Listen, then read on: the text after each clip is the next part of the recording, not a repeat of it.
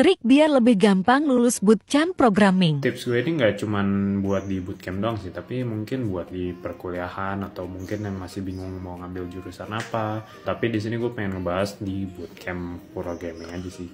Disclaimer dulu, ini sesuai yang gue alami dan apa yang gue amati, jadi mungkin agak berbeda dengan orang lain dan mungkin juga ada pendapat orang lain pun atau experience orang lain yang berbeda sama gue. Jadi sebenarnya tujuan akhir dari bootcamp itu apa sih? Apakah ilmunya ataukah yang lain? Jadi bootcamp itu kan tujuan akhirnya itu buat dibantuin cari kerjaan di bidang yang kita ambil.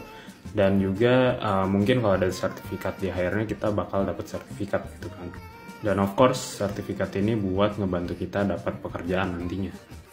Tapi menurut gue terlalu naif kalau kita masuk ke sebuah bootcamp atau pelatihan itu dengan ilmu yang benar-benar kosong. Kenapa? Karena bootcamp itu sebenarnya kayak perkuliahan juga. Nanti bakal ada mentor, bakal ada guru yang bakal ngajarin kita dan mereka bakal ngenilai apakah kita berhak lulus dari bootcampnya dan dapat sertifikat dan mereka bantuin kita cariin kerja atau enggak. Jadi kalau kita masuk ke sana dengan sangat buta dan kita nggak tahu apa-apa, pasti yang kita pelajarin itu dari basic banget.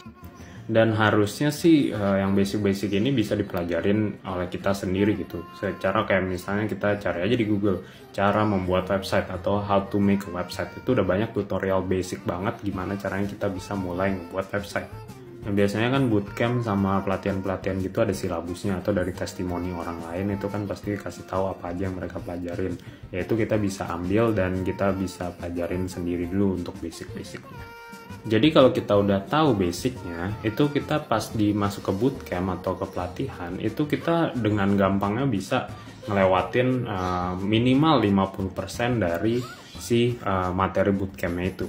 Dan nanti di bootcampnya ya kita yang pelajarin hal-hal yang lebih advance, mungkin teknik-teknik yang kita nggak belajar di basicnya sebelumnya. Pas kita start sampai mungkin 50% itu kita melewati itu dengan lancar, itu ya kita makin termotivasi buat menyelesaikan si bootcampnya ini. Dibanding kita struggle nih di awal-awal dan akhirnya ya udah karena kita kayak frustrasi nggak tahu apa-apa, yang lain udah pada maju, kitanya masih di situ-situ aja, malah jadinya dimotivasi atau kitanya jadi nggak kemotivasi buat nyelesain bootcampnya.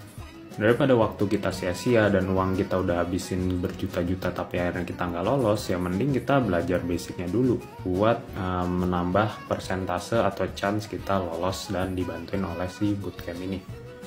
Soalnya lumayan sayang waktu dan uang kita yang udah kita kumpulin gitu sia-sia.